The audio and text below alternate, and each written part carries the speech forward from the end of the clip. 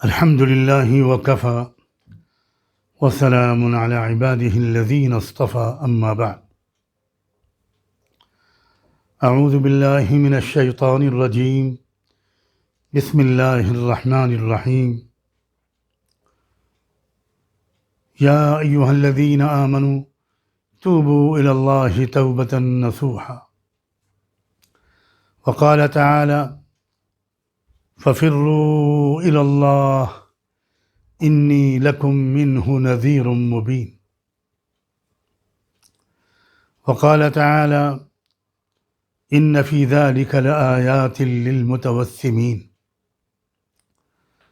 سبحان ربك رب العزة عما يصفون وسلام على المرسلين والحمد لله رب العالمين اللهم صل على سيدنا محمد وعلى آل سيدنا محمد وبارك وسلم اللهم صل على سيدنا محمد وعلى آل سيدنا محمد وبارك وسلم اللهم صل على سيدنا محمد وعلى آل سيدنا محمد وبارك وسلم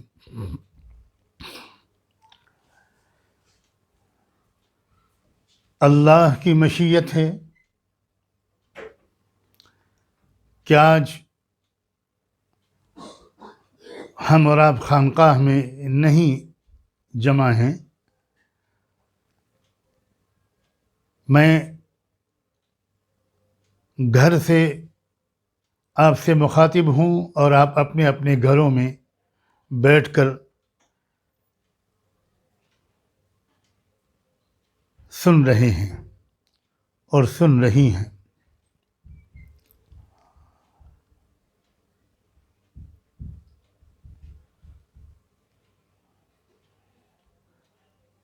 جن حالات سے اس وقت ہم سب اور پوری انسانی برادری گزر رہی ہے، ان حالات سے ہم بہت کچھ فائدہ اٹھا سکتے ہیں، بہت کچھ سیکھ سکتے ہیں.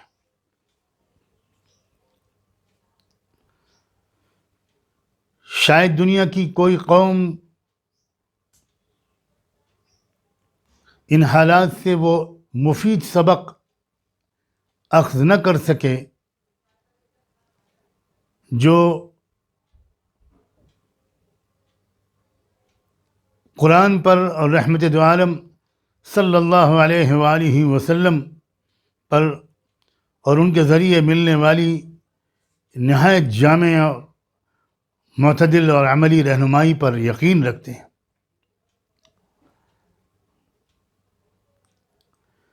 میں کوشش کروں گا اپنی بہت معمولی استعداد اور حقیر سی بساط کے مطابق کہ ان چند پہلوؤں کی طرف اپنی اور آپ سب کی توجہ کو مبذول کروں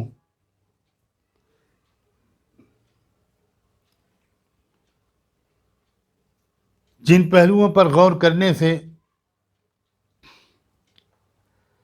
اس شر سے بہت بڑا خیر ہم سب حاصل کر سکتے ہیں.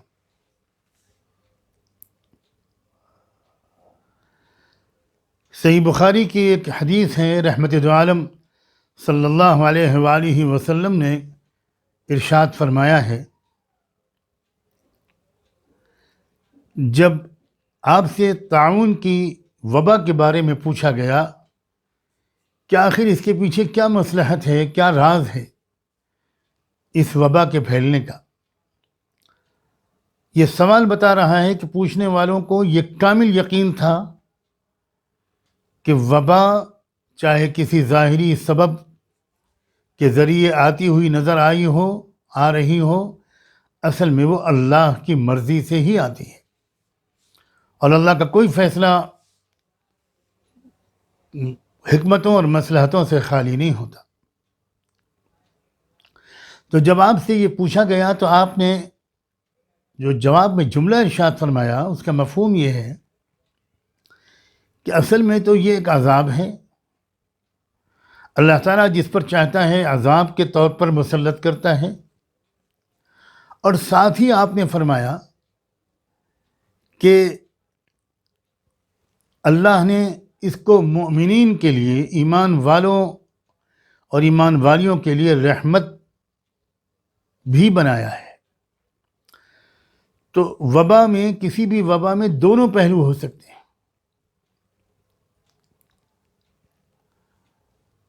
آئیے ہم یہ تلاش کریں کہ اس میں ہمارے لیے کیا سیکھنے کے پہلو ہیں تاکہ یہ ہمارے لیے رحمت بن جائے۔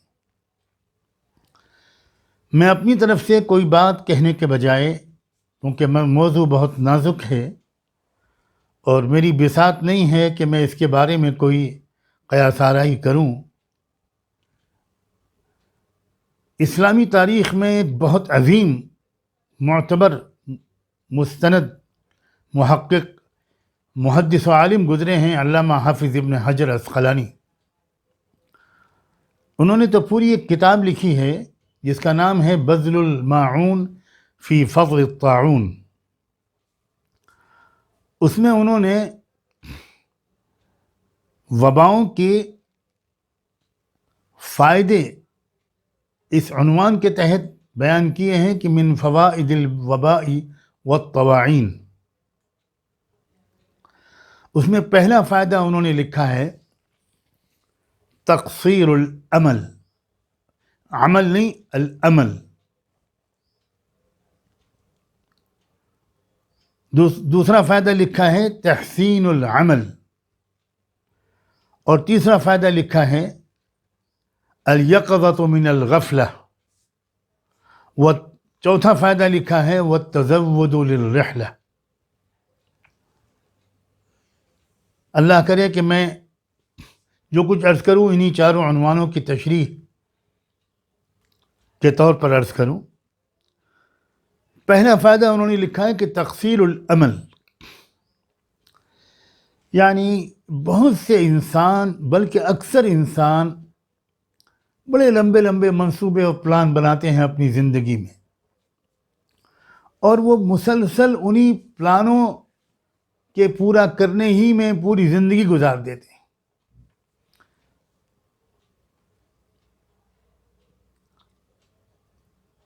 یہاں انویسٹمنٹ کرنا ہے، وہاں انویسٹمنٹ کرنا ہے، ایسی دولت کمانی ہے، ایسا کاروبار کھڑا کرنا ہے، ایک بلڈنگ اور کھڑی کرنی ہے، یہ کرنا ہے اور وہ کرنا ہے، بڑے لمبے چوڑے منصوبے اور خواب ہوتے ہیں۔ یہ جو اچانک وبائیں آتی ہیں یہ زندگی کی بے حقیقتی کو سامنے رکھ دیتی ہیں۔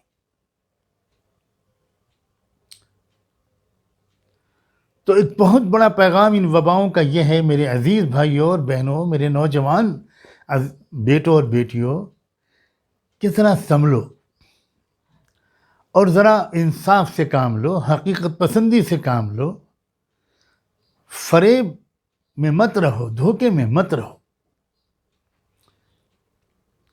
نئے سرے سے ذرا زندگی کو پلان کرو، نئے سرے سے اپنی زندگی کی ترتیب اور مشغولیتوں کی ترتیب اور ترجیحات اور پرائیورٹیز کو جو فکس کرو، ذرا سا اس تبدیلی کرو، اس میں نئے سرے سے کرو۔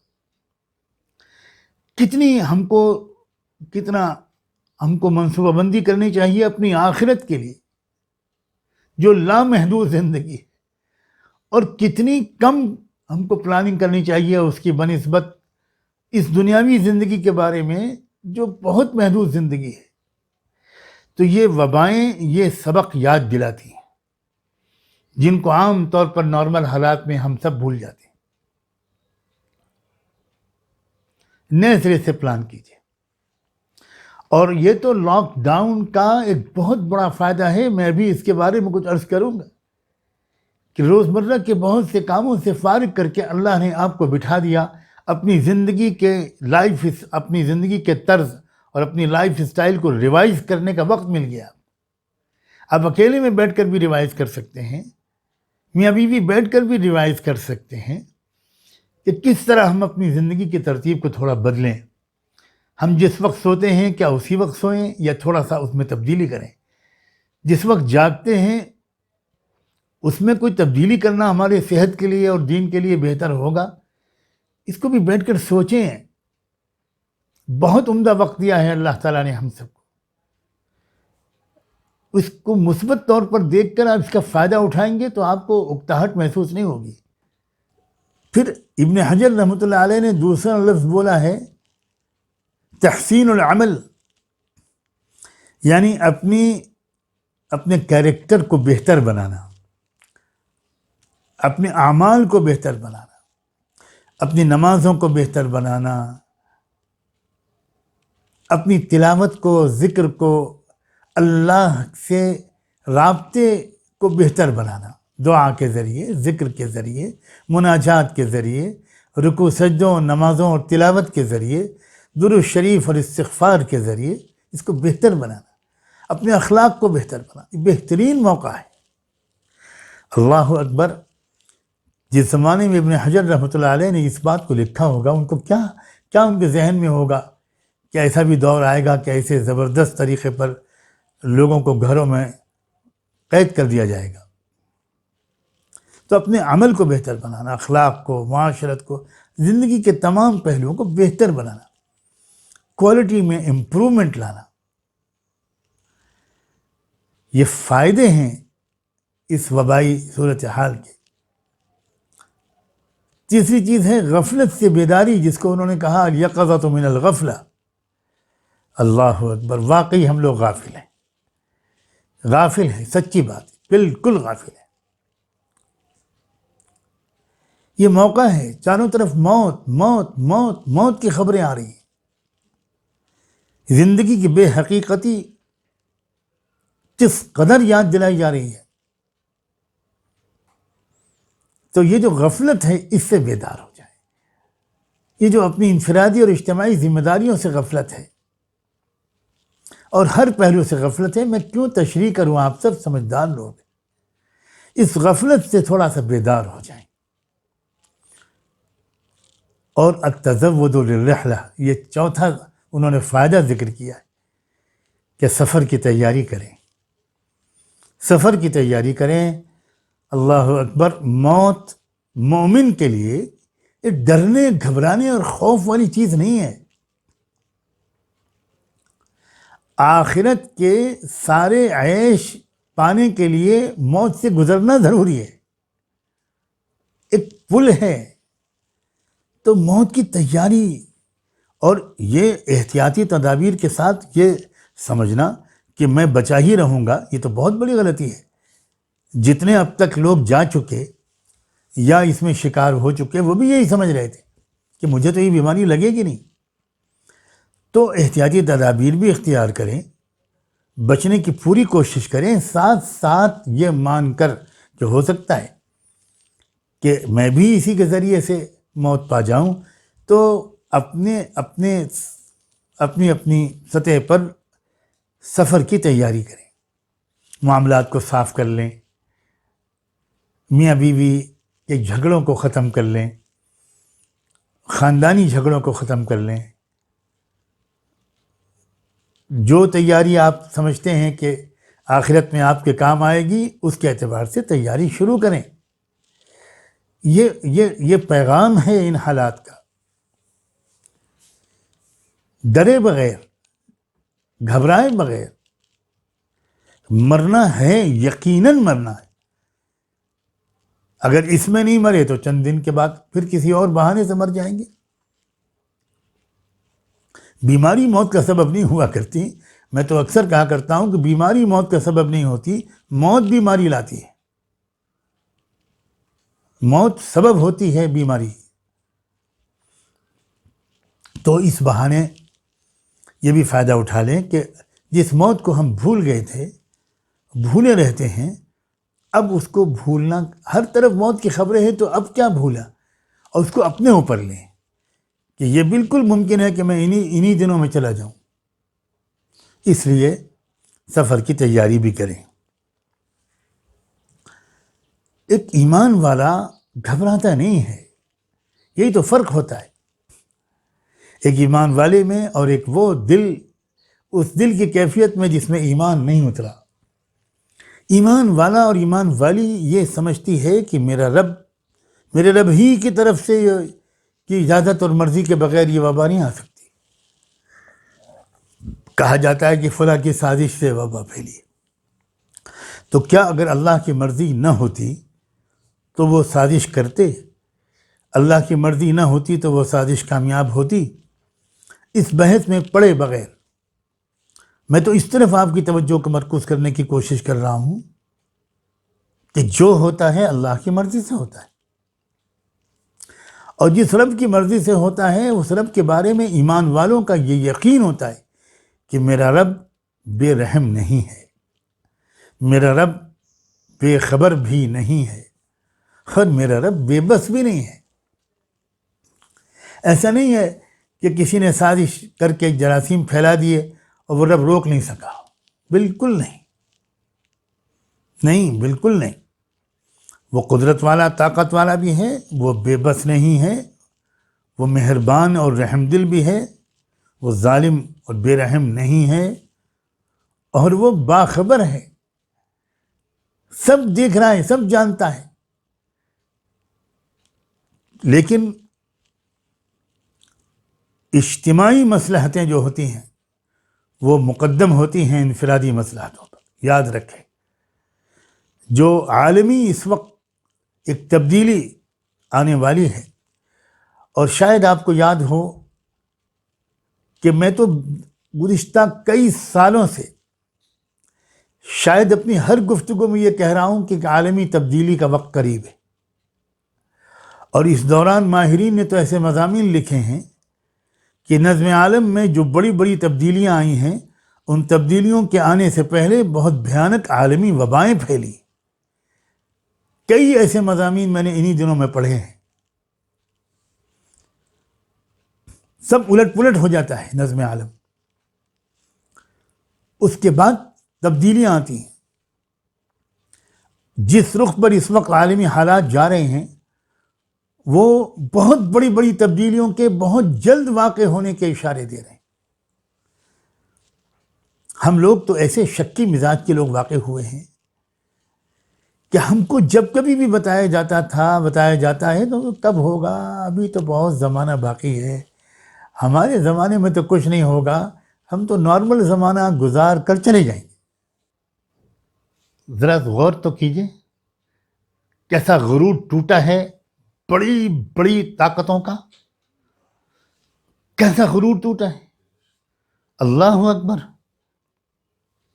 وہ طاقتیں جن کا یہ گمان تھا کہ ہمیں تو کوئی چیز نقصان نہیں پہنچا سکتی، ہم بہت ترقی یافتہ ہے، ہمارا تو جو دواؤں کا اور ہیلتھ کا شعبہ ہے بہت طاقتور ہے، بہت طاقتور ہے، ہم بہت ترقی یافتہ لوگ ہیں۔ اللہ اکبر! کیسا غرور توڑا ہے اللہ نے ان سب کا، ایک کے بعد ایک، ایک کے بعد ایک شکار ہوتے چلے جا رہے ہیں۔ وہ دنیا کی دو سب سے بڑی طاقتیں جو دنیا میں کہتی تھی کہ ہم ہی ہیں سب سے بڑے، آج اللہ نے دکھا دیا کہ تم بے بس ہو، تم ذرے ناچیز ہو، تم کچھ نہیں ہو۔ اللہ اکبر! ایک چھوٹا سا کیڑا جو نظر بھی نہیں آ سکتا، اسے پوری دنیا کی تمام ٹیکنالوجی اور سائنس کو فیل کر دیا ہے۔ سنتے سنتے یہ کان پک رہے ہیں کہ ابھی تک اس کی دوا ایجاد نہیں ہوئی، اس کے حقیقی سبب نہیں معلوم ہوا، وغیرہ وغیرہ۔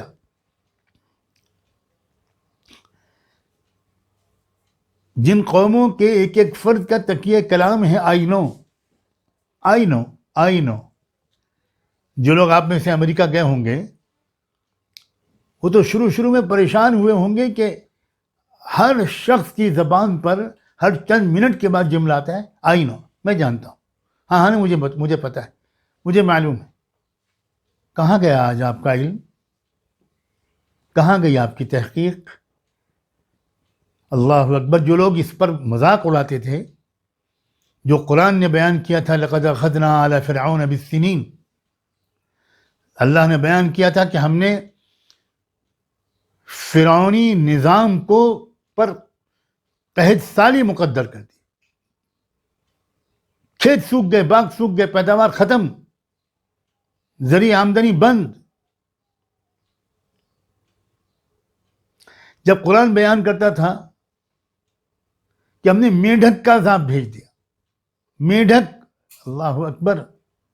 تو بعض لوگ مذاق اڑاتے تھے کہ یہ قرآن کیا کہتا ہے، ہر طرف سے میڈک. فرعون کے سامنے لنچ اور ڈنر سرو کیا جاتا تھا، اس ظالم حکمراں کے سامنے جس نے لاکھوں شاید بچوں کو ذبح کر دیا تھا ماؤں کی گودوں سے چھین کر، جس نے پوری قوم کو اپنا غلام بنا لیا تھا. زنجیروں میں جگڑے لگتا تھا وہ اس قوم کو، اس کو کوئی بنیادی حق نہیں دیتا تھا. تو دعویٰ کرتا تھا انا ربکم الاعلی، میں ہوں رب. کیا مذاق اڑایا ہے اللہ نے اس کی قدرت کا. جب کھانا کھانے بیٹھے تو کبھی میڈک ابلے چلے آ رہے ہیں، ہر ڈش میں، ہر پلیٹ میں، ہر طرف میڈک، کھا ہی نہیں سکتا وہ کھانا. پھر کسی اور وقت میں اس کے سامنے کھانا رکھا گیا تو چپ طرف کھٹمل کھٹمل کھٹمل کھٹمل نظر آنے لگے. لوگ مذاق اڑاتے تھے اس کا کہ اتنی بڑی طاقت کھٹمل کو نہیں کنٹرول کر سکتی تھی.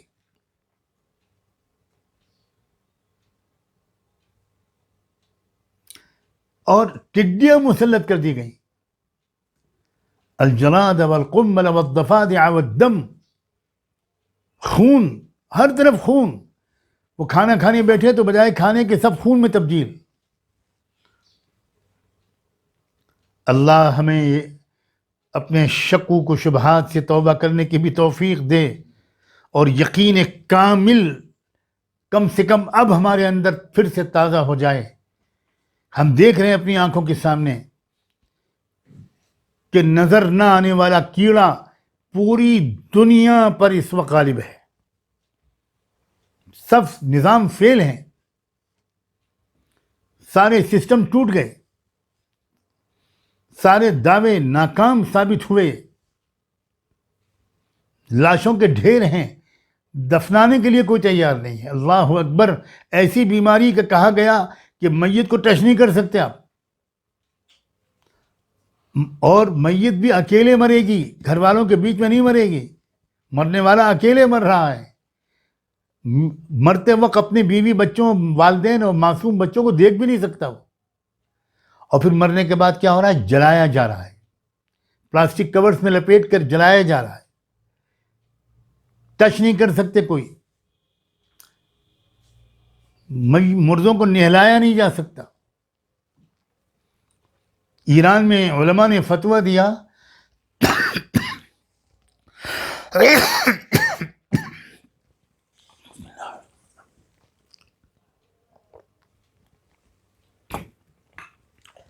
کہ میت کو پلاسٹک بیگ میں لپیٹ کر، جو اسپتالوں کی ٹیم ہے وہی لپیٹے گی، رشتہ دار قریب نہیں آئے گا، اور لپیٹ کر پلاسٹک کے اوپر سے تیمم کرا دیا جائے، اور مشین اس کو اٹھا کر ڈال دے گی گڑے میں.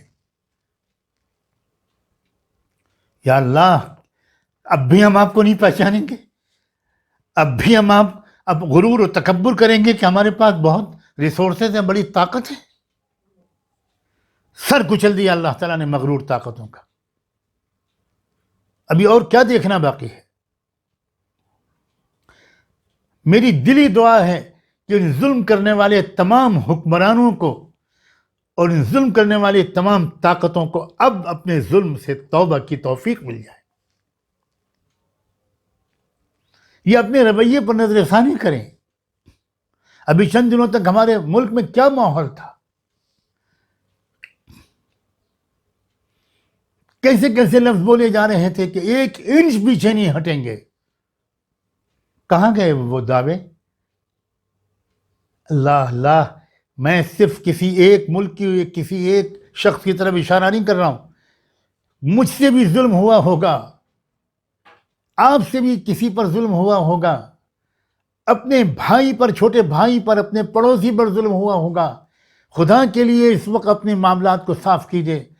جس کا حق ہم نے مارا ہوگا جانے انجانے میں، معافی مانگ لیجئے اس سے، کیونکہ یہ ظلم کی سزا ایسا لگتا ہے کہ ڈنڈا چل گیا اللہ کا. وَاتَّقُوا فِتْنَةً لَا تُصِيبَنَّ الَّذِينَ ظَلَمُوا مِنْكُمْ خَاصَّةً. بچو اس گناہ سے جس کی سزا صرف ظلم کرنے والوں کو ہم نہیں دیں گے. پھر گیہوں کے ساتھ گھنوں کو بھی پیسیں گے ہم. وَاعْلَمُوا أَنَّ اللَّهَ شَدِيدُ الْعِقَابِ، اور سمجھ لو کہ اللہ کی پکڑ بہت سخت ہے. تم نے کیا سمجھا ہے؟ إِنَّ بَطْشَ رَبِّكَ لَشَدِيدٌ.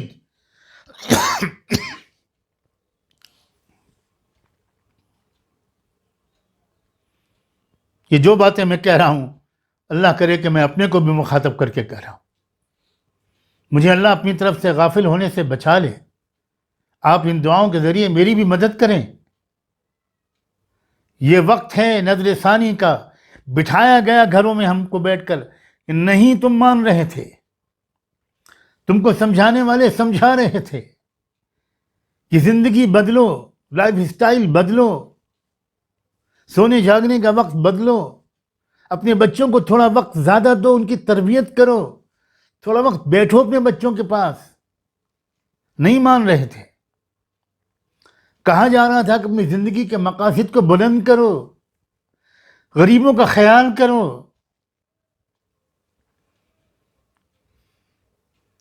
ہماری پچھلی غفلت کو اللہ معاف کر دے، اور اس وقت بیٹھ کر نظر ثانی کر کے ایک مکمل نظام حیات نیا آپ اور ہم سب مرتب کریں. گھر والے بیٹھ کے مشورہ کر کے مرتب کریں، ایک دوسرے سے بیعت کریں، ایک دوسرے سے عہد کریں کہ بس اب یہ وقت ہوگا، یہ طریقہ ہوگا، ہمارے گھر میں ہمارے معمولات یہ ہوں گے. اپنے دادا دادی نانی اگر نانا زندہ ہیں تو پلیز بچوں، میرے عزیز بچوں، ان کے پاس بیٹھو. یہ وقت مل گیا تم کو. اللہ کرے تمہارے گھر میں تمہارے بزرگ زندہ ہوں، تم ان کے پاس بیٹھو. اور ایک بات میں اور کہوں، سب سے زیادہ نقصان ہم لوگوں کو جو پہنچایا ہے اس موبائل نے پہنچایا ہے. ہمارا ہر وقت موبائل میں ہم لگے رہتے ہیں، ہم واٹس ایپ بھی لگے رہتے ہیں، ہم سوشل میڈیا میں لگے رہتے ہیں. اور مجھے خطرہ ہے بہت اس بات کا کہ یہ جو دن اب جو خالی بیٹھے ہیں، میں اس میں بھی زیادہ تر وقت ہمارا اسی میں برباد چلا جائے گا. اللہ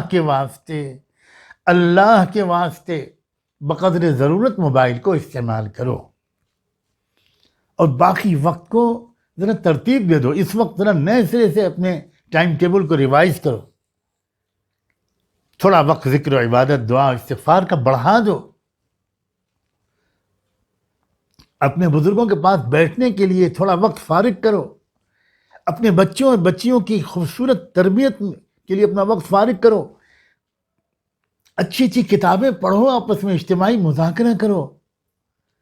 کتابیں تو آج کل اگر تمہارے گھر میں نہیں ہیں تو انٹرنیٹ سے ڈاؤن لوڈ کر لو. بہت مفید کتابیں اس وقت انٹرنیٹ پہ موجود ہیں. بزرگوں کے بیانات سنو، اس وقت سے فائدہ اٹھاؤ. اللہ کے بندو، بہت قیمتی وقت ملا ہے اللہ کی طرف سے. اگر اس کا فائدہ اٹھاؤ گے تو بیماری سے بھی محفوظ رہو گے، اور جسمانی بیماری ہی سے نہیں، ہزاروں روحانی بیماریوں سے بھی شفا پا جاؤ. اور جب یہ لاک ڈاؤن اٹھے گا تو انشاءاللہ تمہارا غسل صحت ہو جائے گا. جسمانی اور روحانی دونوں اعتبار سے تم تندرست اور مضبوط ہو جاؤ گے. اس لیے بھائی ذرا بہت توجہ کے ساتھ میری گزارشات کو سننا. جو کچھ، اور مجھے امید ہے انشاءاللہ آپ میں سے اکثر لوگ، مجھے واقعی اللہ کا شکر ادا کرنا چاہیے کہ بہت اچھے سننے والے اور سننے والیاں اس عاجز کو بھی نصیب ہیں. میں تو اکابر کے قدموں کی دھول بھی نہیں ہوں، لیکن اس کے باوجود بہت اچھے سننے والے اور سننے والیاں مجھے نصیب ہیں. لیکن اب میں یہ گزارش آپ سے کرتا ہوں کہ اور بہتر طریقے پر سنیے اور عمل کیجیے، اور اپنی پوری زندگی کو بہتر سے بہتر بنائیے.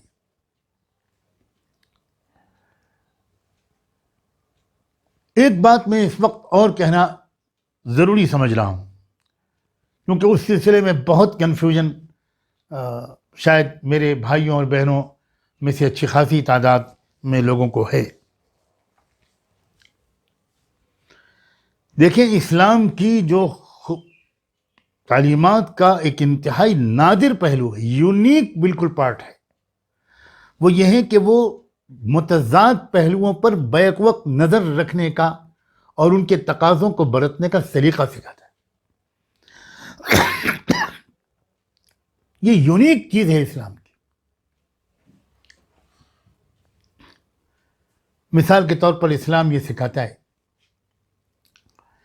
کہ اپنے مقاصد کو حاصل کرنے کے لیے خوب اللہ سے دعا مانگو، یقین کر کے دعا مانگو، یقین کر کے دعا مانگو کہ اللہ کے خزانے میں سب کچھ ہے اور اللہ کے ایک حکم سے سب کچھ مل سکتا ہے، سب بلائیں ٹل سکتی ہیں۔ خوب یقین کرو اللہ کی قدرت پر، دل سے مانو، اچھی طرح مانو کہ جس رب پر ایمان لائے ہیں وہ رب گونگے بہرے دیوی دیوتاؤں کی طرح نہیں ہے، وہ قادر مطلق ہے، ہر چیز پر قدرت رکھتا ہے، وہ سنتا ہے، اور دعا میں تو اس نے وہ طاقت ڈال دی ہے کہ وہ تو اپنے بندوں اور بندیوں کی دعاؤں پر اپنے فیصلوں کو بدل دینے پر تیار رہتا ہے۔ اللہ کی قدرت پر اعتماد کے ساتھ دعاؤں کا اہتمام کرنا ایک طرف، اور ساتھ ساتھ اسلام نے یہ بھی سکھایا ہے کہ تم کسی چیز کو حاصل کرنے کے جو جائز اسباب اختیار کر سکتے ہو، اس اسباب کو اختیار کرنے میں جان بوجھ کر کوئی کوتاہی مت کرنا، یہ بھی سکھایا ہے اسلام۔ یہ عجیب خوبصورتی ہے۔ ایک شخص اللہ رحمت دو عالم صلی اللہ علیہ وآلہ وسلم کی خدمت میں حاضر ہوا۔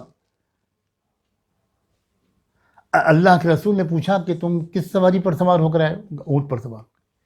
کہاں ہے تمہارا اونٹ؟ میں نے چھوڑ دیا، اللہ کے بھروسے میں باہر چھوڑ دیا اس کو۔ آپ نے فرمایا جاؤ باہر، اعقل ثم توکل، باہر جاؤ، اونٹ کو کسی کھوٹے سے باندھ دو، اس کے بعد اللہ پر بھروسہ کر کے اللہ کے حوالے کر کے چلے آؤ۔ یہ ہے خوبصورتی اسلام کی۔ میں کتنی مثالیں آپ کی خدمت میں پیش کروں، کتنی مثالیں اس بات اس کی خدمت میں پیش کروں۔ اللہ کے رسول صلی اللہ علیہ وسلم نے ہدایت دی کہ چھت کے کنارے مت سویا کرو۔ اللہ اکبر، شفقت پر قربان جانا نہیں چاہیے۔ کتنی چھوٹی چھوٹی باتیں آپ بتا رہے ہیں۔ چھت کے کنارے سو گے، کوئی کنارہ نہیں ہوگا تو سوتے میں گر بھی سکتے ہو۔ صلاۃ والسلام ہو، لاکھوں درود و سلام ہو اللہ کے رسول پر۔ آپ نے فرمایا کہ سونے سے پہلے اپنے چراغوں کو بجھا دیا کرو، چوہے گھسیٹ کر لے جائیں گے، کہیں پہ چلا گھر میں آگ لگ جائے گی۔ کوئی یہ کہتے ہیں نہیں میں تو سوتے وقت دعا پڑھ کے سوتا ہوں، میرا تو یقین اللہ کی ذات پر ہے۔ یہ نہیں تربیت فرمائی تھی اللہ کے رسول نے، یہ جاہلانہ تربیت ہے۔ میں صاف لفظوں میں کہنا چاہتا ہوں، اپنا فرض سمجھ کر کہنا چاہتا ہوں، یہ نہایت جاہلانہ تربیت ہے، اور اس کا بہت نقصان ظاہر ہو رہا ہے۔ سر شرم سے بار بار جھک رہا ہے۔ کہا جا رہا ہے کہ فلاں جماعت کے لوگ جو ہیں وہ کسی طرح مان ہی نہیں رہے ہیں۔ نہیں ہم تو مسجدوں میں آئیں گے، اس وقت تو مسجدوں کو آباد کرنا چاہیے، ہم تو بھیڑ کی شکل میں مسجدوں میں آئیں گے، ہم تو بڑے بڑے اجتماعات کریں گے، ہم نہیں مانیں گے۔ یہ غلط بات ہے، یہ بالکل غلط بات ہے۔ احد میں ایک پہاڑوں کے درمیان کے درے پہ کھڑا کر دیا اللہ کے رسول نے 50 صحابہ کو، تیر اندازوں کو، اور یہ کہا کہ یہاں سے ہٹنا میں جب تک میں تم سے نہ کہوں۔ آپ سب یہ واقعہ بار بار سن چکے ہیں کہ جنگ ختم ہو گئی، مال غنیمت کو لوگ اپنے اللہ کے حکم کے مطابق لینے لگے اپنے اپنے حصے کے، تو ان 50 صحابہ سے بھی بہت سو نے کہا کہ بس اب تو ختم جنگ، ہماری ڈیوٹی یہاں سے ختم، ہم بھی جائیں۔ تو سمجھایا ان کو ان کے ذمہ دار نے کہ نہیں بھائی، اللہ کے رسول کے حکم کا انتظار کرنا پڑے گا، لیکن بہت سے لوگ نہیں مانے۔ میں تو اکثر کہتا ہوں ہمارے صحابہ کرام سے کچھ غلطیاں اللہ نے ہونے دیں ہم کو سبق سکھانے کے لیے، یہ بھی ایک قربانی تھی۔ جیسے اللہ کے رسول صلی اللہ علیہ وسلم نے خود ایک مرتبہ عصر کی نماز میں 2 رکعت پر سلام پھیر دیا، تو بہت صحابہ کو تعجب ہوا۔ ایک نے سوال بھی کر دیا، اقصرت الصلاۃ یا رسول اللہ، کیا اللہ کے رسول آج سے عصر کی نماز 2 رکعت ہو گئی؟ آپ نے نفی میں سر ہلایا۔ پھر آپ نے صدیق اکبر کی طرف جہاں تک مجھے یاد آتا ہے دیکھا، انہوں نے 2 انگلیوں سے اشارہ فرمایا، اور جواب یہ تھا کہ حضرت ہم یہ تو یہ جانتے ہیں کہ آپ نے 2 رکعت نماز پڑھائی۔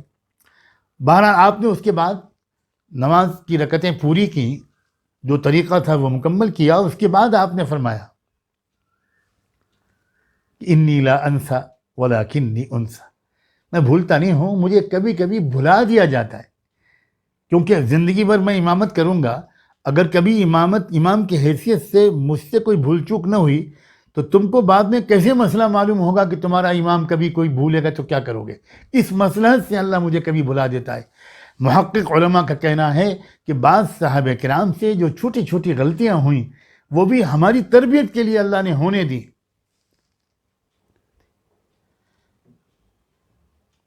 وہ صحابہ کرام اپنی جگہ سے ہٹ گئے، پھر کیا قیامت ٹوٹی. آپ سوچو ذرا، حفاظت کا ایک سبب تھا جو اللہ کے رسول نے اختیار فرمایا تھا، اور وہ سبب ہٹا اور مصیبت آ گئی. کیا صحابہ کے یقین میں کوئی کمی تھی؟ صحابہ کے ایمان میں کوئی کمی تھی؟ میں آج ایک بات کا اظہار کرنا چاہتا ہوں پوری ذمہ داری کے ساتھ.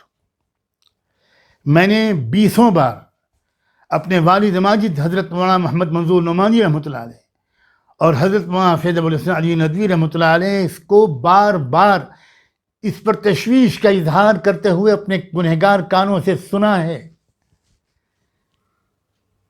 کہ کیا کریں، یہ تبلیغ میں لگے ہوئے جو لوگ ہیں ان کی تربیت بڑی ناقص قسم کی ہونے لگی.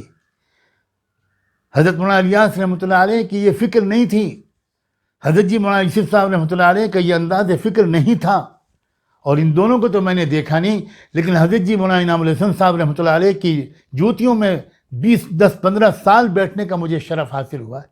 ان کے سینکڑوں بیانات میں نے سنے ہیں، ان کے مشوروں میں بھی بیٹھنے کا مجھے موقع ملا ہے. وہ بہت اس کے اوپر زور دیا کرتے تھے.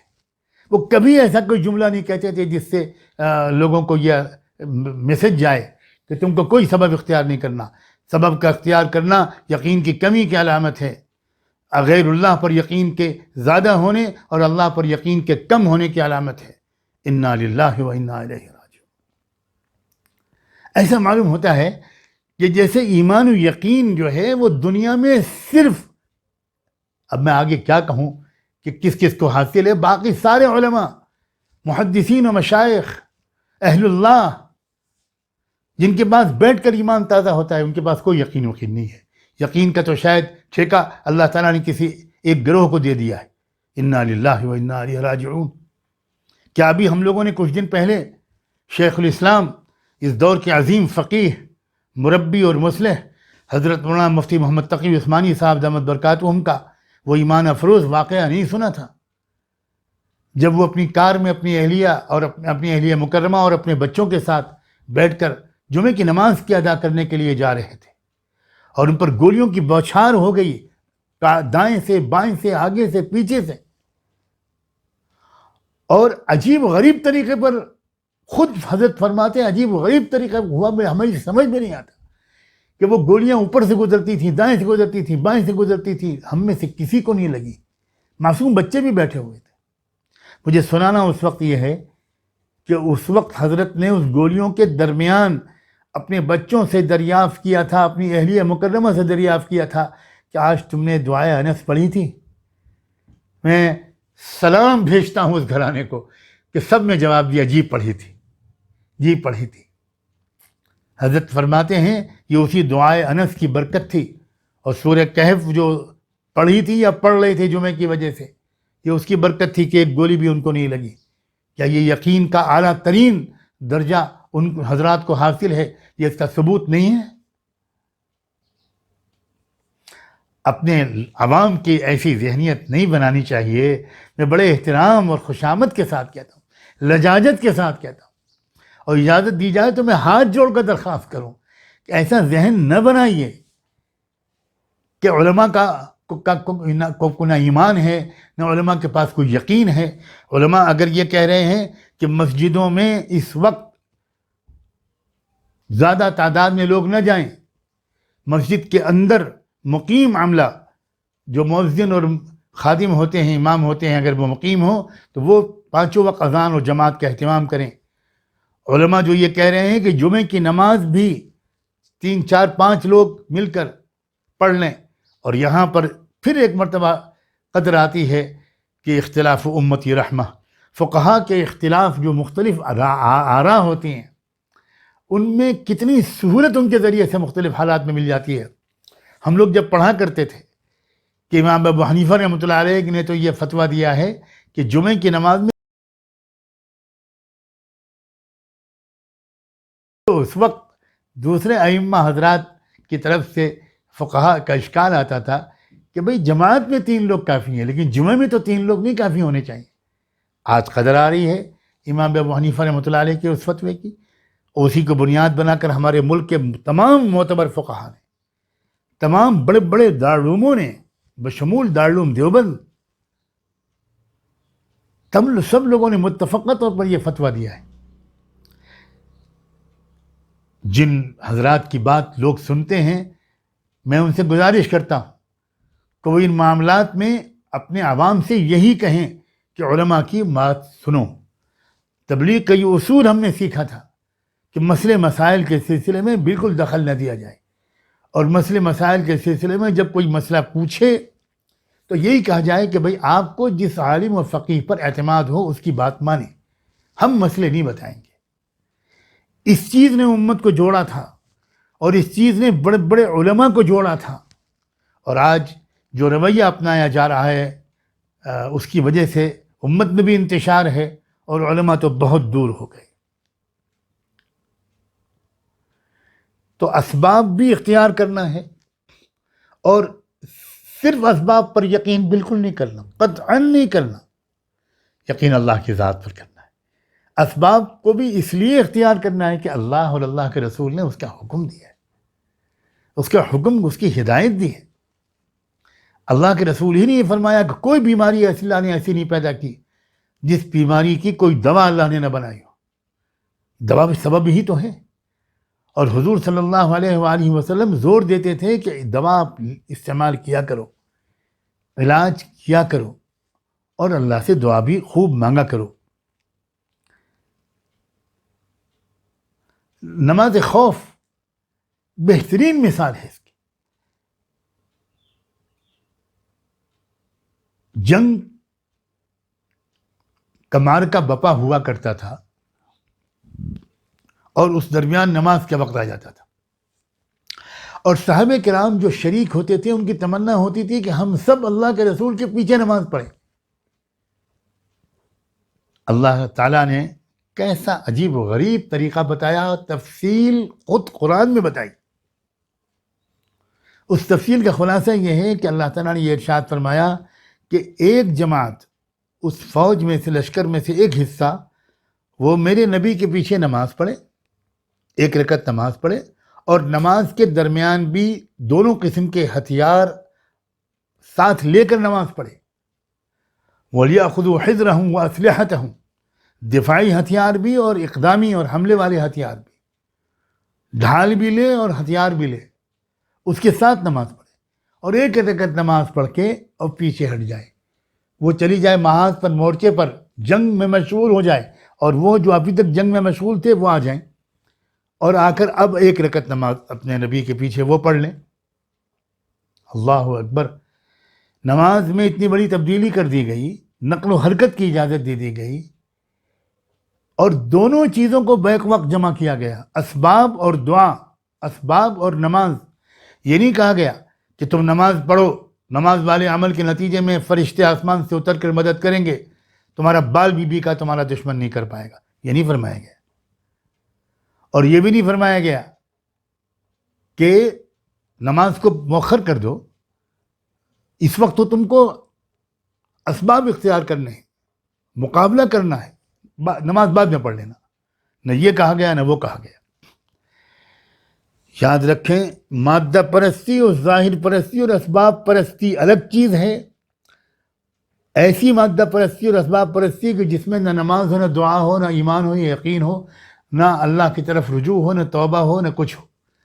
اور ایسی عبادت اور ایسا غیبی نظام پر یقین جس سے ضروری اور میسر اسباب بھی اختیار نہ کرے انسان، یہ بھی غلط ہے.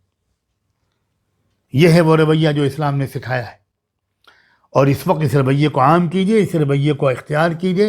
جو اسباب حفاظت کے بتائے جا رہے ہیں ان اسباب کو آپ جتنا اختیار کر سکتے ہو کیجئے. بالکل مجمع نہ لگائیے، بھیڑ مت کیجیے، گھروں کے اندر بھی احتیاط سے رہیے۔ اور اس وقت تو اللہ تعالیٰ نے نہ جانے کتنی سنتوں کو زندہ کرا دیا۔ اب اس طرح ہاتھ دھونے کو بتا رہے ہیں ڈاکٹر، جیسا ایک ایمان والا ایمان والی 5 وقت وضو کرتے ہیں، اس طرح ہاتھ دھو۔ کہا جا رہا ہے انگلیوں میں خلال کرو، یہ تو کوئی جانتا ہی نہیں تھا کہ یہ بھی سنت ہے۔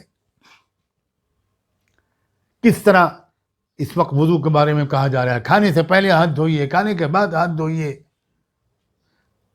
یہ کس قدر شریعت و سنت کے ایک ایک حکم کی حکمتیں سامنے آ رہی ہیں، ایمان بڑھ رہا ہے۔ جو لوگ پہلے سے ان سب چیزوں پر عمل کرتے تھے وہ کتنے خوش ہو رہے ہوں گے کہ ہم نے ان کے کہنے پر یہ ان سب چیزوں پر عمل نہیں کیا، ہم نے تو اپنے آقا اور معلم و رہبر حضرت محمد رسول اللہ صلی اللہ علیہ وآلہ وسلم کے کہنے پر ہم نہیں کیا۔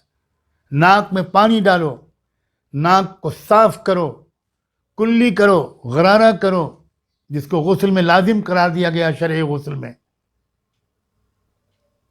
مسح کرو، کان کو بھی کبھی بھی مسح کرو۔ آج یہ ساری چیزیں بتائی جا رہی ہیں کہ یہ کس قدر جراثیم سے حفاظت کرنے والے اعمال ہیں۔ اس لیے اسباب بھی اختیار کریں، جو اسباب آپ کو میسر ہوں وہ اختیار کریں، اور خوب دعا مانگیں، رو رو کے دعائیں مانگیں۔ میں اس وقت آپ کو 2 دعاؤں کا مشورہ دینا چاہتا ہوں، 2 دعاؤں کا مشورہ دینا چاہتا ہوں۔ اگر ہو سکے تو آپ نوٹ کر لیجئے، اسی وقت نوٹ کر سکیں تو نوٹ کر لیجئے۔ میں تھوڑا سا انتظار بھی کر لیتا ہوں کہ آپ قلم کاغذ نکال لیں، اور نہیں تو پھر آپ انشاءاللہ اس کو بعد میں سن کر آپ اس کو معمول بنا لیجئے گا۔ بہت سی دعاؤں کی کتابوں میں بھی آپ کو یہ دعائیں مل جائیں گی۔ ایک تو آپ کو ایک دعا اللہ سے مانگنی ہے ہر نماز کے بعد، وہ دعا ہے اللہم انی اعوذ بک من البرص والجنون والجذام ومن سیئ الاسقام۔ یہ دعا آپ کو مانگنے ہے، اے اللہ میں آپ سے پناہ مانگتا ہوں، مجھے کوڑھ کی بیماری سے محفوظ رکھیے گا، جنون سے، پاگل پن کی بیماری سے محفوظ رکھیے گا، جذام کی بیماری سے محفوظ رکھیے گا، اور تمام بری بیماریوں سے مجھے بچائے رکھیے گا۔ یہ دعا آپ ہر نماز کے بعد آپ پڑھ لیا کریں، مانگ لیا کریں۔ یہاں تک کہ میں تو یہ بھی کہتا ہوں اگر آپ کو الفاظ نہیں یاد ہیں تو پھر آپ اس مفہوم کو اپنی زبان میں ادا کرتے ہوئے اپنے رب سے ان تمام بیماریوں سے حفاظت کی دعا مانگ لیا کیجیے۔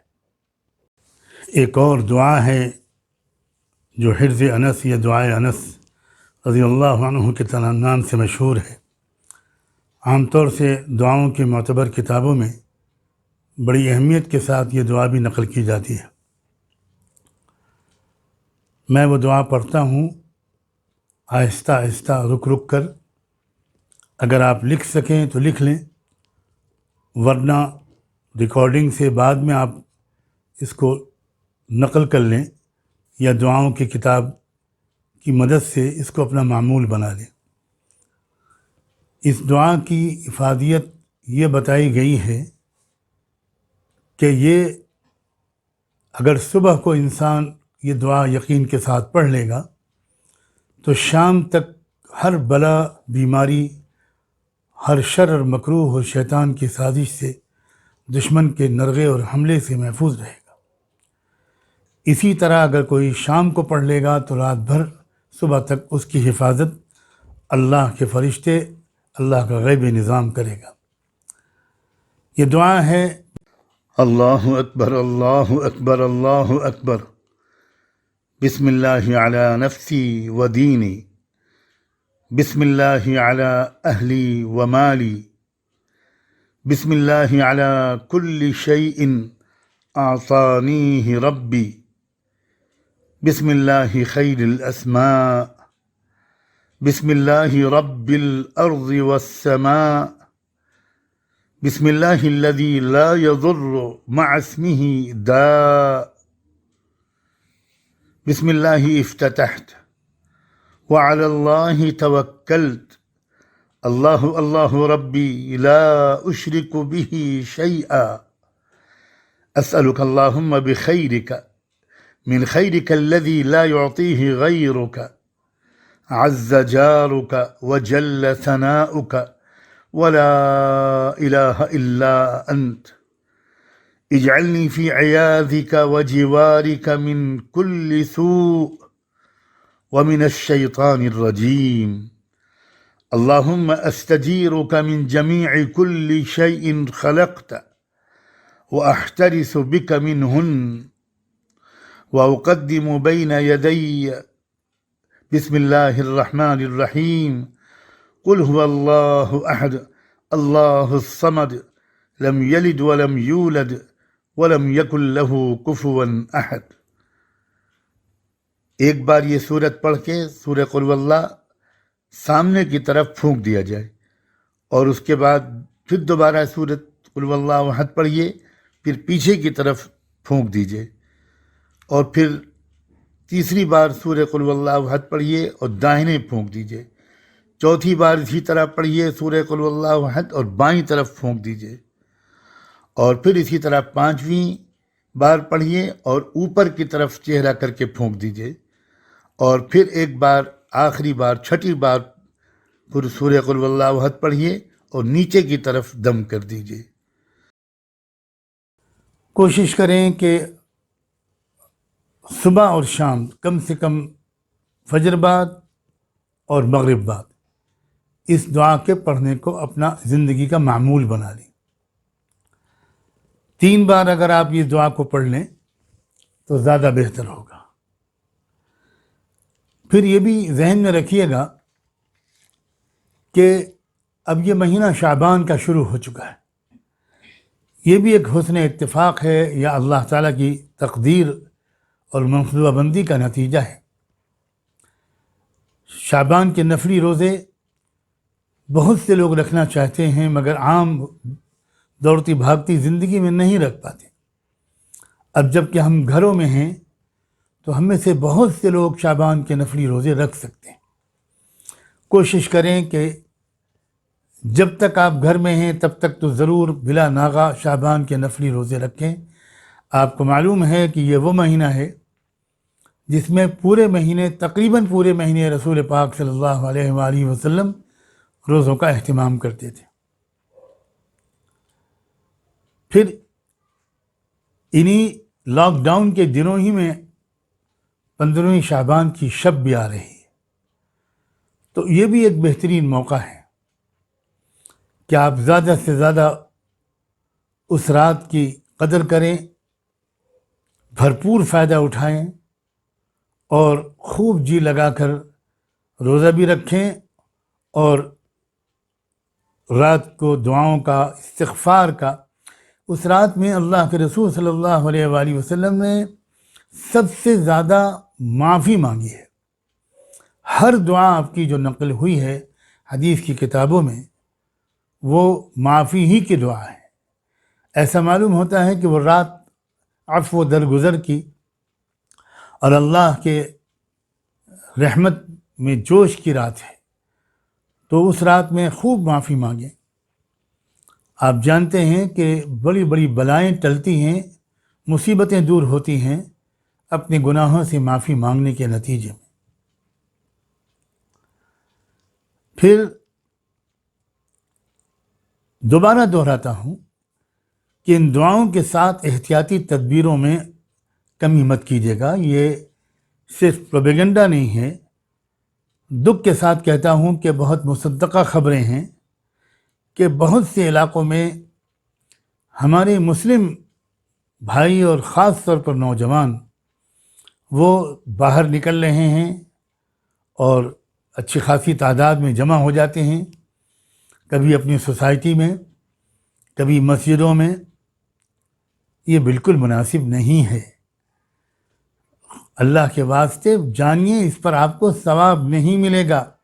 میں بڑی ذمہ داری کے ساتھ عرض کر رہا ہوں، اس موقع پر مسجدوں میں بڑی تعداد میں جانے میں ثواب نہیں ملے گا۔ خطرہ ہے کہ الٹا دوسروں کی اذیت اور دوسروں کی جان کو خطرے میں ڈالنے کی وجہ سے سخت سزا ملے۔ پانی برس گیا تھا اللہ کے رسول کے زندگی میں مدینے میں، تو آپ نے حکم دے دیا کہ تم نمازیں گھر پہ پڑھو، اور ایک دن تو جمعہ کی نماز کے بارے میں بھی آپ نے یہ اعلان فرما دیا۔ بخاری، مسلم، سنن ابن ماجہ، کتنی حدیث کی کتابوں میں اس قسم کی صحیح روایات موجود ہیں۔ بلکہ ایک سوال کے جواب میں تو آپ نے یہ ارشاد فرما دیا، جب کسی نے شاید کچھ اس پر رنج و غم کا یا تعجب کا اظہار کیا تھا کہ اللہ کے رسول آپ نے گھر میں پڑھنے کا حکم دے دیا، مسجد آنے سے ہم محروم ہو گئے، تو آپ نے فرمایا کہ اتنی کیچڑ میں کہ جس میں کہ گھٹنے تک کی ٹانگیں اندر گھسی جا رہی ہیں، کیا میں اللہ کے بندوں کو مسجد میں آنے کا حکم دے کر ان کو اذیت میں ڈال دوں؟ تو آپ سوچئے ذرا، وہ اذیت بڑی تھی کہ یہ اذیت بڑی ہے؟ اس لیے میری بہت عاجزانہ گزارش ہے، بڑی ذمہ داری کے ساتھ، کہ آپ جمعے کی نماز بھی آپ جب جو بھی ان دنوں میں جمعہ پڑھے آپ اپنے گھروں پر پڑھیں۔ مساجد کے ذمہ داران علماء کی رائے کے مطابق اگر یہ کر سکتے ہوں تو ضرور کریں کہ 3 4 5 لوگوں کی ایک جماعت جمعے کی ہو جائے اور خطبہ اور نماز دونوں مختصر ہو۔ اس کا بھی دھیان رکھیے کہ اگر آپ نے باہر نکلنے کا یہ رویہ جاری رکھا تو اس سے پوری قوم بھی بدنام ہو رہی ہے، اللہ کا وہ دین بھی جو دین فطرت ہے وہ بھی بدنام ہو رہا ہے، اور اس سے آپ کو دوسروں کو نقصان بھی پہنچ سکتا ہے۔ اس لیے آپ علماء کرام کی ان گزارشات پر، اس رائے پر سنجیدگی سے عمل کیجیے، اور یقین رکھیے کہ انشاءاللہ آپ اجر سے محروم نہیں رہیں گے۔ انہی دنوں میں ایک چیز کی طرف اور بھی توجہ کر سکیں تو کریں۔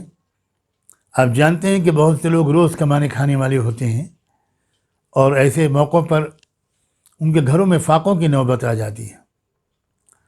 تو اگر آپ کچھ ایسا کر سکیں کہ آپ پولیس والوں کی اجازت سے کسی نظم کے ماتحت اپنے آس پڑوس کے ایسے گھروں میں آپ کھانا یا راشن وغیرہ ضرورت کی چیزیں پہنچا سکیں۔ میں تو اس موقع پر یہ بھی گزارش کروں گا کہ ہر علاقے میں جو سماجی سوشل ورکر ہیں، سوشل ایکٹیوسٹ یا پولیٹیکل ایکٹیوسٹ لوگ ہیں، وہ چاہے مسلم ہوں چاہے نان مسلم ہوں، وہ لوگ اگر تھوڑا سا ایکٹیو ہو جائیں تو ڈسٹرکٹ ایڈمنسٹریشن سے کچھ اجازت حاصل کریں، ایک آرگنائز طریقے پر کچھ ایسا انتظام ہو کہ کھانے کے پیکٹ تقسیم ہو جائیں، یا ضرورت مندوں کی پہچان ہو کر ان کے گھروں میں کچھ ضروریات پہنچ جائیں۔ سنا ہے کہ حکومتیں بھی اس بات کی کوشش کر رہی ہیں کہ گھر گھر جا کر وہ ضرورت مندوں کا پتہ لگائیں اور وہاں ضرورت کی چیزیں پہنچائیں۔ اگر ایسا ہے تو یہ بہت اچھا ہے، ایسے تمام حکومتوں کا شکر گزار ہونا چاہیے، یہ ان کی ایک دستوری ذمہ داری ہے۔ اور این جی اوز اس سلسلے میں اگر آگے بڑھیں اور وہ ڈسٹرکٹ ایڈمنسٹریشن سے باقاعدہ اجازت حاصل کریں تو انشاءاللہ کوئی ہمارے گرد و نواح میں بھوکا نہیں سوئے گا۔ رسول پاک صلی اللہ علیہ وآلہ وسلم کی یہ حدیث ضرور یاد رکھیے گا، جس میں آپ نے ارشاد فرمایا تھا کہ جس بستی میں ایک بھی شخص نے اگر ایسی حالت میں صبح کی کہ وہ رات بھر بھوکا سویا تو اس بستی والوں کی حفاظت کی اللہ کی طرف سے کوئی ذمہ داری نہیں، کوئی وعدہ نہیں۔ تو اس لیے اس بات کی جو کوشش کی جا سکتی ہو کی جائے کہ لوگوں تک ان کی ضروریات پہنچیں۔ بس میں اسی پر آج اپنی گفتگو کو مکمل کرتا ہوں۔ جو میں نے شروع میں کچھ اشارہ کیا تھا کہ نظم عالم میں تبدیلی کے آثار نظر آ رہے ہیں، اگر موقع ملا تو آئندہ انشاءاللہ اس پر کچھ تفصیل سے عرض کرنے کی ضرورت محسوس کرتا ہوں۔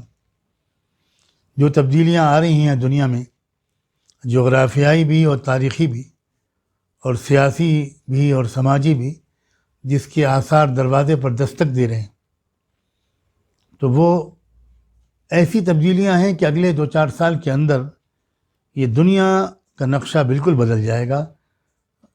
بڑے امتحانوں سے گزر کر ہم ان تبدیلیوں تک پہنچیں گے جن تبدیلیوں کی طرف میں اشارہ کر رہا ہوں. تو یہ جو دن ہیں، جو آئندہ کے سال ہیں، یہ بڑے عزم و حوصلے کے ساتھ گزارنے کے سال ہیں، بڑی بیداری ہوشیاری کے ساتھ اور اپنے رہنماؤں کی باتوں پر سنجیدگی سے دھیان دے کر اور ان پر عمل کر کے گزارنے کے سال ہیں. انشاءاللہ اگر زندگی رہی، توفیق ملی، تو میں انشاءاللہ اس سلسلے کی کچھ تفصیلات آئندہ کسی مجلس میں عرض کروں گا. اب دعا کا وقت ہے. دعا سے پہلے ایک بات یہ بھی یاد دلا دوں کہ آپ الفرقان کا رسالہ ہر مہینے خانقاہ میں آ کر لیا کرتے ہیں. اس بار آپ خانقاہ تو نہیں آ پائیں گے، لیکن انشاءاللہ 2-4 دن کے اندر الفرقان آن لائن جاری کر دیا جائے گا. www.tawba.org آپ جانتے ہیں، اس پر الفرقان آپ کلک کریں گے تو الفرقان آپ کو اپریل کے مہینے کا مل جائے گا. آپ امید ہے کہ اس کو بھی غور سے پڑھیں گے، اس میں بھی آپ کو انشاءاللہ کچھ مفید باتیں معلوم ہوں گی. بس اب دعا کا وقت ہے. اللہ تبارک و تعالی ہم سب کو اپنے دل کی گہرائیوں سے معافی مانگنے کی اور توبہ کرنے کی اور دعا مانگنے کی توفیق عطا فرمائے.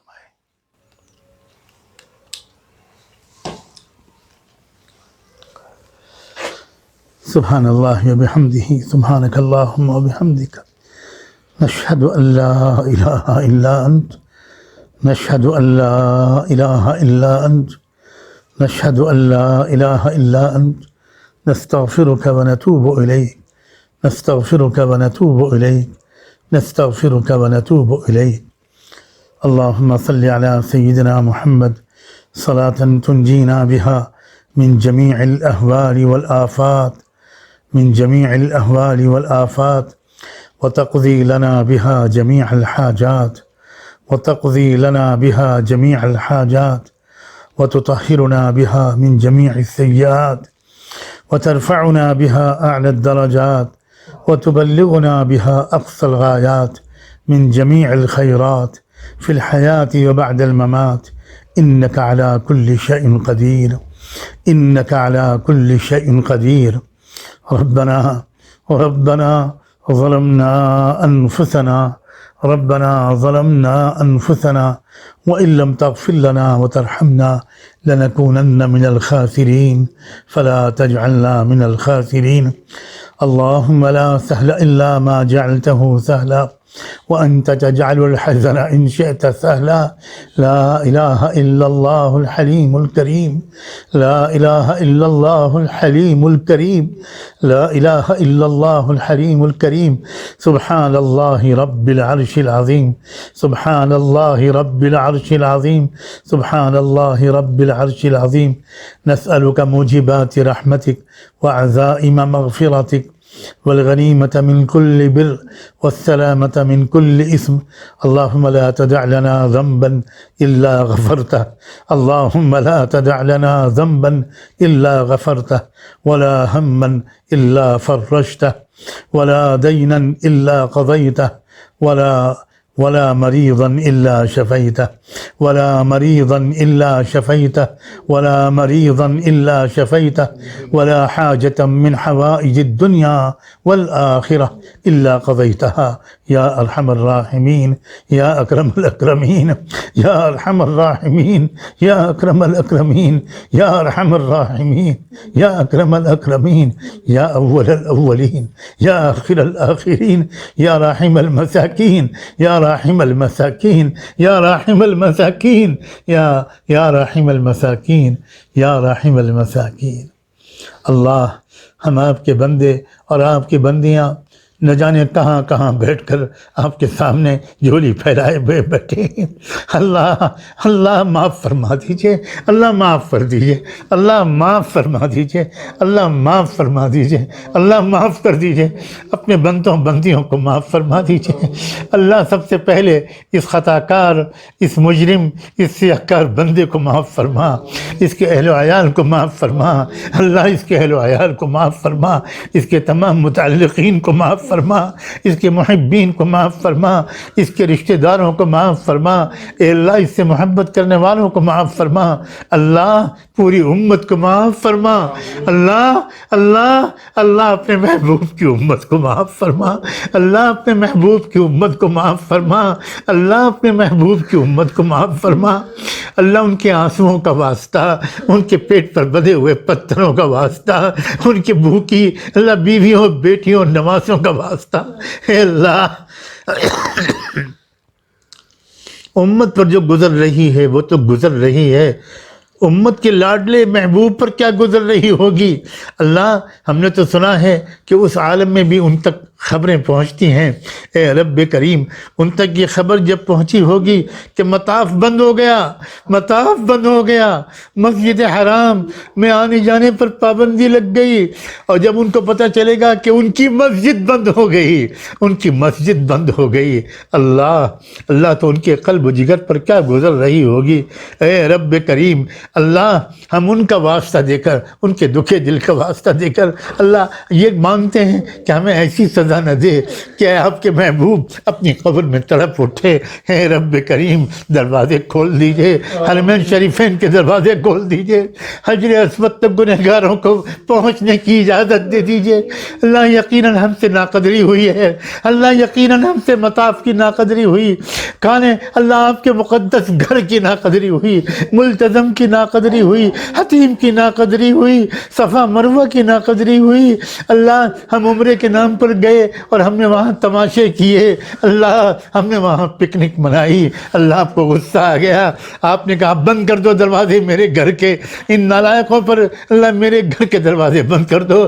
اللہ اللہ ہم مانتے ہیں، ہم مانتے ہیں، ہم مانتے ہیں کہ ہم اس سزا کے بہت پہلے سے مستحق تھے، مگر بار الہ معاف کر دیجئے، معاف کر دیجئے، معاف کر دیجئے۔ اللہ اللہ کیا کریں، مسجدوں کے دروازے بند ہو گئے، اب ہم کو لوگوں کو کہنا پڑ رہا ہے کہ مسجدوں میں زیادہ مت جاؤ۔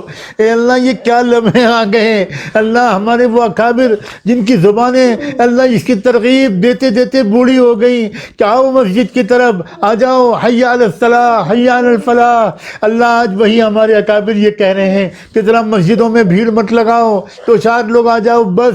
یا اللہ یہ کیا وقت آ گیا، اللہ ہم شک کرتے تھے، آپ نے دکھا دیا، تم شک کرتے تھے، تم شک کرتے تھے کہ ایک دن وہ آئے گا کہ سورج مغرب سے طلوع ہوگا، تم نہیں مانتے تھے، تم نہیں مانتے تھے کہ ٹوٹ جائے گا، اذا الشمس کورت واذا النجوم انکدرت واذا الجبال سیرت، تم کہتے تھے کہ کیسے ہوگا کہ پہاڑ چلنے لگیں گے، تم کہتے تھے کہ یکون الجبال کالعہن المنفوش، کہ دھلی ہوئی روئی کی طرح پہاڑ ہو جائیں گے۔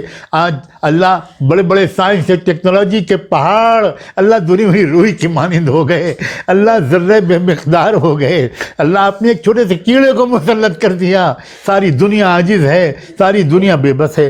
مان گئے اللہ، مان گئے اللہ، مان گئے کہ آپ بڑے ہیں، آپ بڑے ہیں، آپ قہار، آپ جبار، آپ ملک الملوک، آپ احکم الحاکمین۔ اللہ اللہ ابھی تو آپ نے ایک کیڑے کو ذرا سا اجازت دے دی، اشارہ کر دیا، اور کہیں آپ نے اگر آسمان کو پھاڑ دیا، اگر آپ نے زمین میں دھسا دیا، جیسا آپ پہلے بار بار کر چکے ہیں، بار الہ بس بار الہ، اللہ اپنے محبوب کی امت کو معاف کر دیں۔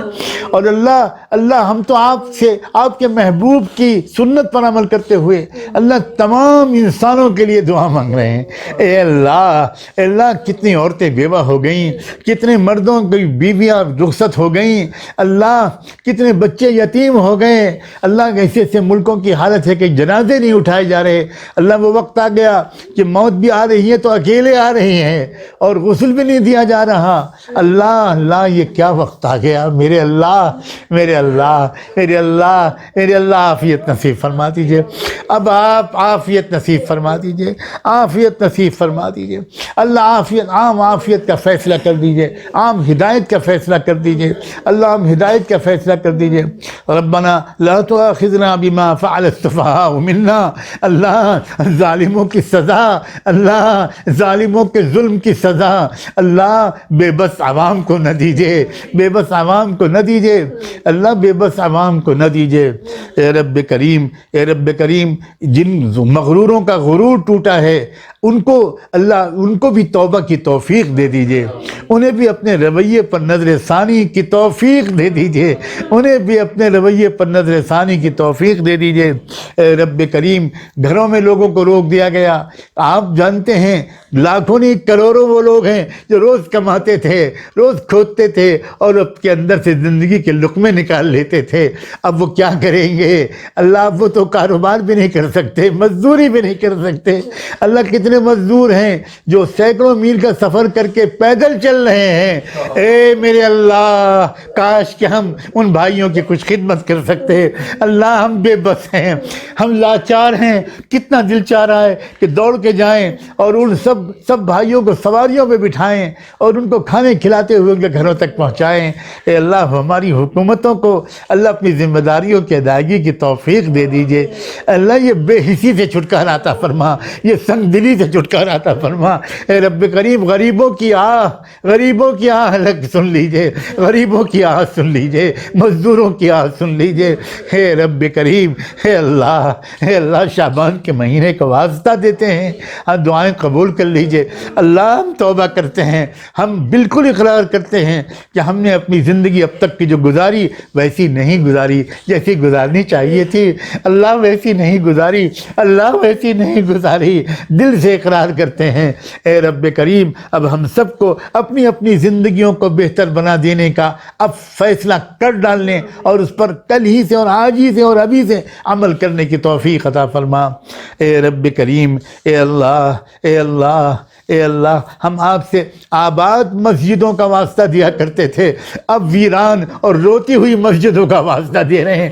ہمارے سننے کے کان ہوتے تو مسجدوں کی سسکیاں ہم سن رہے ہوتے، ممبر و محراب سے ہچکیوں کی آوازیں آ رہی ہوتی، ممبر پوچھ رہے ہوتے، محراب سے صدا آ رہی ہوتی، کہاں گئے وہ نمازی، کہاں گئے رکوع سجدے کرنے والے، کیوں نہیں اذان ہو رہی، کیوں نہیں اذان ہو رہی، کیوں نہیں اجتماعات ہو رہے، کیوں نہیں اجتماعات ہو رہے اللہ ہماری ناقدری کی وجہ سے شاید آپ نے ہمیں ان نعمتوں سے محروم کیا ہے۔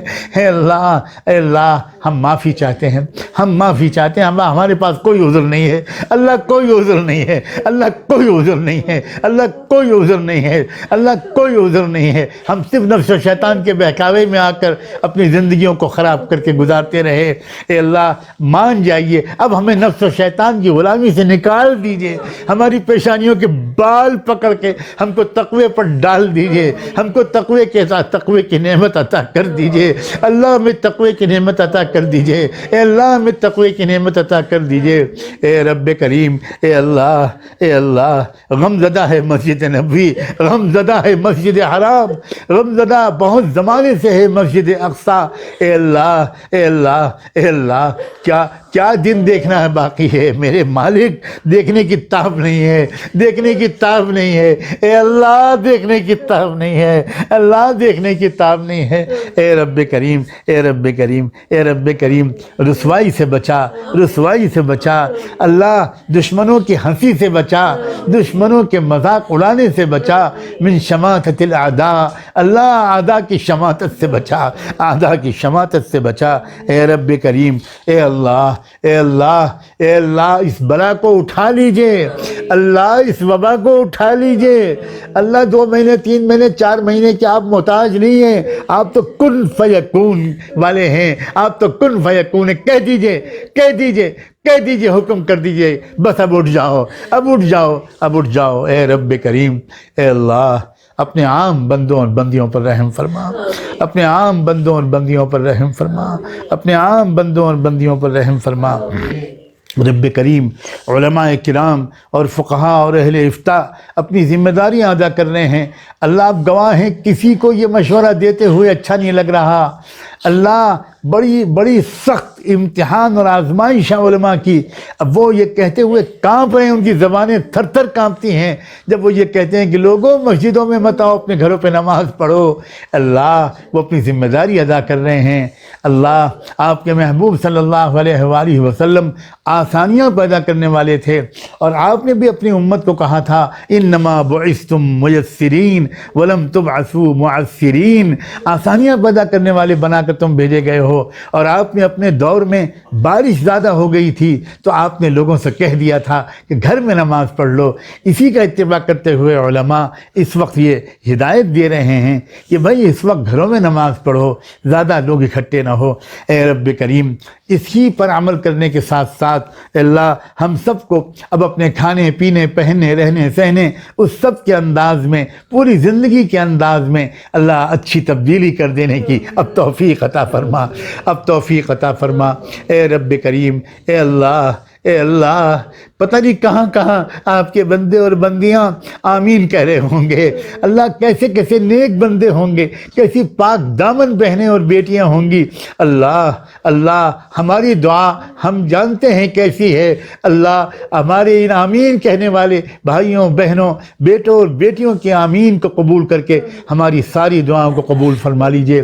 جو مانگا ہے وہ بھی عطا کر دیجئے، جو نہیں مانگ سکے وہ بھی اللہ عطا کر دیجئے۔ دروازے عمرے کے کھلوا دیجئے، اللہ دروازے عمرے کے کھلوا دیجئے۔ اللہ اللہ اللہ یہ نیت کرتے ہیں عمرے کا دروازہ کھلے گا، وہاں حاضری کے دروازے کھلیں گے تو اللہ ہم لپک کر جائیں گے، ہم بھاگ کر جائیں گے، اللہ اللہ گھسٹتے ہوئے جائیں گے، بھیک مانگیں گے، معافی مانگیں گے، اللہ بھیک مانگیں گے، اللہ بھیک مانگیں گے، بھیک مانگیں گے، اللہ خانہ کعبہ کا پردہ پکڑ کے معافی مانگیں گے، اللہ ملتزم سے چمٹ کے معافی مانگیں گے، اللہ مقام ابراہیم کے پیچھے سجدے میں گر کر معافی مانگیں گے۔ اے اللہ مسجد نبوی میں حاضر ہوں گے، ہر اللہ قدم قدم پہ سجدے کریں گے، اللہ روضۃ الجنہ میں حاضر ہوں گے، اقدام عالیہ پہ کھڑے ہوں گے، سرکار سے معافی مانگیں گے، آقائے دو جہاں سے معافی مانگیں گے، رحمت دو عالم سے معافی مانگیں گے، صدیق اکبر سے جو وہیں ہیں ان سے بھی معافی مانگیں گے، عمر فاروق سے بھی معافی مانگیں گے۔ اللہ پھر دوڑ کے جائیں گے بقیع پر اور ماں عائشہ سے معافی مانگیں گے، ازواج مطہرات سے معافی مانگیں گے، اللہ اللہ تمام صحابہ اور صحابیات سے مانگیں گے، پھر احد پہ جائیں گے، اللہ اس سید الشہداء سے معافی مانگیں گے جن کے ناک کان کاٹ کر اللہ دشمنوں نے گلے کے ہار بنایا تھا، ان سے معافی مانگیں گے۔ جس دین پر یہ قربانیاں دیں اس دین کو ہم نے اکیلے چھوڑ دیا، وہ دھکے کھا رہا ہے یتیم بچوں کی طرح، کوئی پرسان حال نہیں ہے۔ پھر ہم بھاگ کے قبا بھی جائیں گے، وہاں بھی معافی مانگیں گے، اللہ اللہ ادھر ادھر دوڑیں گے، بھیک مانگیں گے، ایک بھوکے فقیر کی طرح ہر طرف لپکیں گے، کہیں سے تو خیرات ملے گی، کہیں سے تو مغفرت ملے گی۔ اللہ مجھے اور میرے تمام بچوں کو اپنے در کی حاضری نصیب فرما، اپنے در کی حاضری نصیب فرما۔ اے رب کریم، اے رب کریم، میں اپنے بچوں کے درمیان بیٹھا ہوں، اے رب کریم، اے اللہ اللہ ان بچوں کو سب کو ولایت کا نور عطا فرما، اللہ تقوی نصیب فرما، اللہ صحت اور عافیت نصیب فرما، اپنی محبت نصیب فرما، اپنی معرفت نصیب فرما، اللہ کی معرفت نصیب فرما، اللہ ان کی نسلوں کو، قیامت تک آنے والی نسلوں کو، ان کے شوہروں کو، ان کی بیویوں کو، اللہ میری پیاری سی بہو کو، اللہ میرے دامادوں کو، اللہ میرے پوتے پوتی نواسوں کو، اللہ سب کو میرے مالک عالم بنا، حافظ بنا، قاری اور داعی بنا، عاشق رسول بنا۔ ہے رب کریم، اللہ سیدنا ابراہیم علیہ السلام کے خاندان میں آپ نے ہزاروں نبی پیدا کر دیے، اللہ آپ کا پیارا بندہ حضرت مولانا محمد منظور نعمانی کی اولاد میں آپ ہزاروں علماء پیدا کر دیجئے، ہزاروں داعی پیدا کر دیجئے، اللہ ہزاروں صلحاء پیدا کر دیجئے، اللہ اس کو ہم سب کی طرف سے بہترین جزا عطا فرما. ہم انہی کے نام کی روٹی کھا رہے ہیں, انہی کے نام کی عزت بٹور رہے ہیں. اے رب کریم, اللہ ہم گواہی دیتے ہیں ہمارے علم کے مطابق وہ آپ کے نیک بندے تھے. اللہ وہ آپ سے ڈرنے والے تھے. اللہ وہ آپ کی امت, آپ کے دین پر نشاور ہونے والے تھے. اپنی زندگی کے شاید ہی انہوں نے کوئی لمحہ ضائع کیا ہو. اللہ ان کو اعلیٰ درجات نصیب فرما, قرب کے اعلیٰ درجات نصیب فرما. اللہ میری والدہ اللہ آپ کی صالحہ بندی تھیں, اللہ صالحہ بندی تھیں, ان کی کیا تمنائیں تھیں. ہم سب کے بارے میں اللہ ان کو بھی قرب کے اعلیٰ درجات عطا فرما. اللہ قرب کے اعلیٰ درجات عطا فرما. اللہ میرے بچوں کے نانا اور نانی, اللہ میرے علم کے مطابق وہ بھی بہت نیک لوگ تھے. اللہ میں نے اپنی آنکھوں سے دیکھا ہے کہ اللہ میرے بچوں کے نانا کا آخری وقت میں کیا مبارک حال تھا, کیا زبردست حال تھا. اللہ ان کو بھی درجات نصیب فرما, اللہ بلند درجات نصیب فرما. ہم سب کو ان کے ساتھ جنت کے اعلیٰ درجات میں اپنے اپنے وقت پر ملا دے. اللہ ہمارے اعمال اس قابل نہیں ہیں, ہمارے اعمال اس قابل نہیں ہیں, مگر آپ نے تو کہیں اشارہ کیا ہے الحقنا بہم ذریتہم, الحقنا بہم ذریتہم, میں اپنے نیک بندوں کے ساتھ ملا دوں گا ان کی اولاد کو. ہم نیک نہیں ہیں مگر نیک بندوں کی اولاد تو ہیں. اللہ ہم کو ان کے ساتھ ملا دیجیے گا, ہم کو ان کے ساتھ ملا دیجیے گا. اللہ ہم کو ان کے ساتھ ملا دیجیے گا. اے رب کریم, ابھی تھوڑی دن پہلے ہمارے ایک بڑے بھائی آپ کی خدمت میں حاضر ہوئے. اللہ ان کو بھی اعلیٰ درجات نصیب فرما. ان کی اہلیہ بہت پہلے جا چکی, اے رب کریم ان کی بھی اللہ بھرپور مغفرت فرما. اللہ وہ ہماری بھابھی کم اور ماں زیادہ تھیں. میری ماں کے انتقال کے بعد انہوں نے ہم لوگوں کو ماں جیسی محبت دی. اللہ ان کو بھی جزائے خیر عطا فرما. ہمارے سب کے بڑے بھائی, سب سے بڑے بھائی, ہمارے نعمانی خاندان کے اس وقت سب سے بڑے بزرگ و سرپرست شدید بیماری اور علالت میں مبتلا ہیں, شدید ضعف و نقاہت کا شکار ہے. اللہ ان کو دیکھ کر آنکھوں سے آنسو بہہ پڑتے ہیں. اللہ جب تک اللہ آپ کو منظور ہے صحت اور عافیت کے ساتھ بلا کسی تکلیف کے ان کو سلامت رکھیے. اے رب کریم جب کو سلامت رکھیے ان کے سائے کو. اور اللہ ان کے اہلیہ مکرمہ ہماری سب سے بڑی بھابھی, وہ بھی اس وقت بیماری اور بڑھاپے کے دور سے گزر رہی ہیں. بہت ذکر و شغل والی خاتون ہیں, ان کے چہرے پر نور برستا ہے. اے اللہ ان کی ایک ایک دعا کو قبول فرما, ان کو بھی صحت نصیب فرما. اللہ ہمارے سنبل وطن میں ہمارے کئی بھائی, ہمارے تائے زاد بھائی, ہمارے چچا زاد بھائی بہت زیادہ بیمار ہیں. اے رب کریم, اور ہمارے ایک بہنوئی وہ بھی بہت شدید بیماری کے دور سے گزر رہے ہیں. اے رب کریم سب کو صحت نصیب فرما, سکون قلب نصیب فرما, سب کو سکون نصیب فرما. ساری امت کے مریضوں کو شفا نصیب فرما. اے رب کریم اے رب کریم, ایک بار پھر گزارش ہے, اس بلا سے اب انسانیت کو چھٹکارا عطا فرما, امت کو نجات عطا فرما. اللہ دنیا جس طرح اس کے آنے سے حیرت زدہ رہ جائے اسی طرح اس کے جانے سے حیرت زدہ رہ جائے. اب پتہ چلا لانے والا بھی قادر مطلق تھا اور اس کو بھیجنے والا بھی قادر مطلق ہے. اے رب کریم آپ کسی سبب کے محتاج نہیں ہیں, کسی سائنٹیفک فارمولے کے محتاج نہیں ہیں. آپ تو کن فیکون سے کے ذریعے نظم کائنات چلاتے ہیں. اے رب کریم حکم فرما, امر فرما. اے رب کریم تمام امت مسلمہ کو عقل کے راستے پر, رشد و ہدایت کے راستے پر چلنے کی توفیق عطا فرما, اور بزرگوں کی ہدایات پر اور ماہرین کی ہدایات پر عمل کرنے کی توفیق عطا فرما. اللہ گزارش یہ ہے, اے اللہ ہم سب گنہگاروں کے نام لے کر جو پورے عالم میں اللہ اس دعا پر آمین کہہ رہے ہوں گے, اے اللہ ان سب کے نام لے کر رحمت دو عالم صلی اللہ علیہ وآلہ وسلم کی خدمت اقدس میں ہم سب کی طرف سے درود و سلام کا نذرانہ بھجوا دیجئے ان پر اور ان کی آل پر, اہل بیت پر, صحابہ اور صحابیات پر, ازواج مطہرات پر, ذریت طیبہ پر, اور ان کے نقش قدم پر چلنے والے تمام اولیاء اللہ اور بزرگان دین اور صالحین و صالحات پر, اور انہی کے راستے پر جینے اور مرنے کی ہم سب کو توفیق عطا فرما. وصلی اللہ تعالی علی خیر خلقہ سیدنا محمد وعلی آلہ وصحبہ اجمعین. اللہ ایک دعا اور مانگنا بھول گئے. اللہ ہمارے دارالعلوم امام ربانی کے ناظم تعلیمات اور میرے عزیز مولانا مجیب الرحمن ندوی سنبھلی اس وقت سخت بیمار ہیں، اے رب کریم ان کو اللہ اپنے کرم سے مکمل شفا عطا فرما، مکمل شفا عطا فرما، مکمل شفا عطا فرما۔ وصلی اللہ تعالی علی خیر خلقہ سیدنا محمد وعلی آلہ وصحبہ اجمعین برحمتک یا ارحم الراحمین۔